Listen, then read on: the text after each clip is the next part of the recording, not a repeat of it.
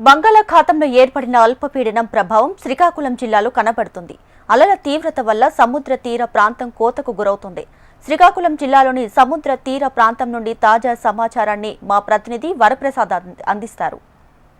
బంగాళాఖాతంలో ఏర్పడిన అల్పపీడన ద్రోణి మాత్రం దాని చాలా ప్రసక్తి ఎక్కువగా కనబడుతుంది. మనం చూసుకున్నసరికి శ్రీకాకుళం జిల్లాకు సంబంధించిన ఒక సముద్ర తీర ప్రాంతం వద్ద ఉన్నాము. ఇక్కడ గంటకు 30 నుంచి 40 కిలోమీటర్ల వేగంతో గాలి వీస్తున్నది. వర్షం కూడా కంటిన్యూగా పడడంతో మాత్రం ఎక్కడ చూసినా సరే అల్లకల్లోలం అయితే మాత్రం సముద్రం కనబడుతుందో మాత్రం మనకు తెలుస్తుంది. ముఖ్యంగా 192 కిలోమీటర్ల సుదీర్ఘ సముద్ర తీర ప్రాంతం ఉన్న శ్రీకాకుళం జిల్లాలో ఏ మత్స్యకారులు కూడా వేటకు వెళ్ళొద్దని చెప్పి ఇప్పటికే అధికారులు తెలపడంతో మత్స్యకారులందరూ ఇళ్లకు పరిమితమయ్యారు. తమ బోట్లు కూడా సముద్ర తీర ప్రాంతం నుండి సురక్షిత ప్రాంతాలకు తరలిస్తున్నారు మాత్రం తెలుస్తుంది. ఇక్కడ మనం చూసుకునేసరికి ఇక్కడ నదీ పరివాహక ప్రాంతం పక్కన సముద్ర కలయికతోటి ఈ నగ దగ్గర ఈ కోతకు కూడా గురైపోయింది. ఎందుకంటే ఈ ఒడ్డు అంత దూరంలో ఉండేది, దగ్గర ఒక 3 మీటర్ల వరకు ఒడ్డును కొట్టేయడంతో సముద్రం నీరు నది నీరు కలిసి ఇక్కడ మాకు కనబడుతూ ఉన్నది. ముఖ్యంగా ఈ శ్రీకాకుళం జిల్లాలో ఉన్న ఈ మత్స్యకారులందరూ మాత్రం గత 2 రోజులుగా పడుతున్న వర్షాలకు మాత్రం ఎవరు వేటకి వెళ్ళలేదని మాత్రం తెలుస్తుంది. కొంతమంది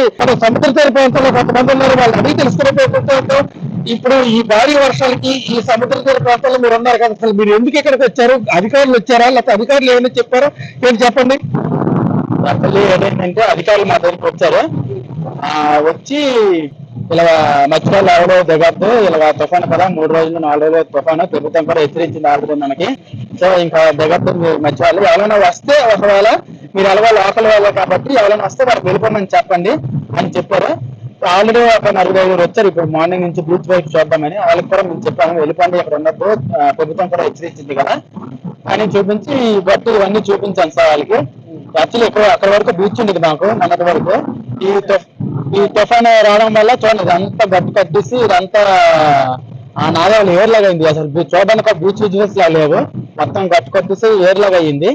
అలాగే మా మత్స్యకారులందరం మా పడవలు కూడా ఆ సురక్షిత ప్రాంతంలో పెట్టడం జరిగింది. చెప్పమ్మా, నువ్వేంటి ఎంతసేపు నుంచి ఉన్నావు బీచ్ లో? నీటి పరిస్థితి నాకు 10 గంటలకు వచ్చాను సార్. బీచ్ అనేది చాలా తీవ్రంగా ఒడ్డుకి కొట్టుకొని వాటర్ వచ్చేస్తుంది, గాలి కూడా ఎక్కువ ఉంది సార్.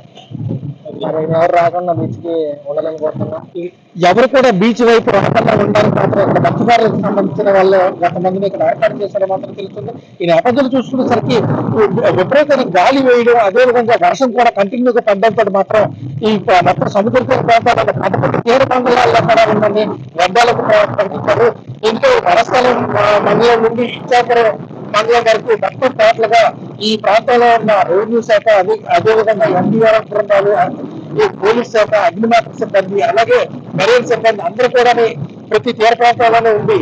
ఎవరు విజిటర్స్ వచ్చినా సరే సముద్రంలో వెళ్ళదు, చూడడానికి కూడా రావద్దు. ఎందుకంటే ఇటు కూడా ఇంకా ఒక 4-5 గంటల్లో ఇంకా ఎక్కువగా పెరిగే అవకాశాలు ఉన్నాయని మాత్రం చెప్తున్నారు.